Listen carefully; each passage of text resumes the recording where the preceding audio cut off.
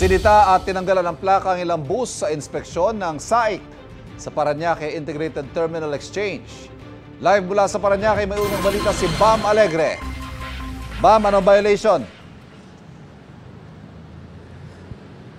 Okay, Ivan, good morning. Yung violation yung kanyang prangkisa hindi match doon sa specifications ng bus, kaya tinungkab yung plaka. Yan, nagsagawa nga ng random roadworthiness test ang SAIC o Special Action and Intelligence Committee for Transportation dito sa PITX.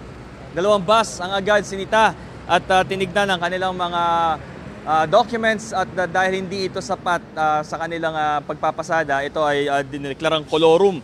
Hindi tugma yung specifications ng sasakyan dun sa model na nakasulat dun sa may papel.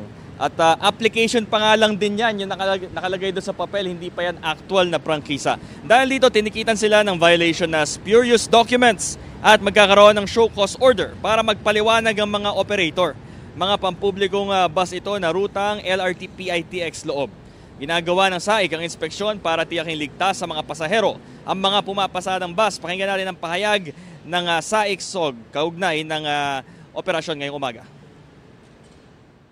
So ngayon, meron po tayong nakitang dalawang bus na meron po tayong kaduda-dudang mga dokumento at ito naman po ay ating nakita yung mga prangkisa na kanila pong mga ipinresinta ay hindi po nagtutugma doon sa mismong aktual na detalye ng kanilang mga sasakyan. Kaya ito pong mga bus na ito, yung mga driver ay tinikitan po natin at kukumpiskahin po natin yung kanilang mga plaka.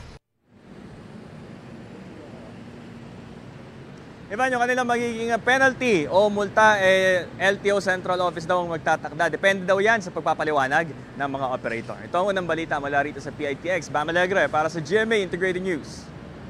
Kapuso, huwag magpapahuli sa latest news and updates. Maging una ka sa balita at mag-subscribe sa YouTube channel ng GMA Integrated News.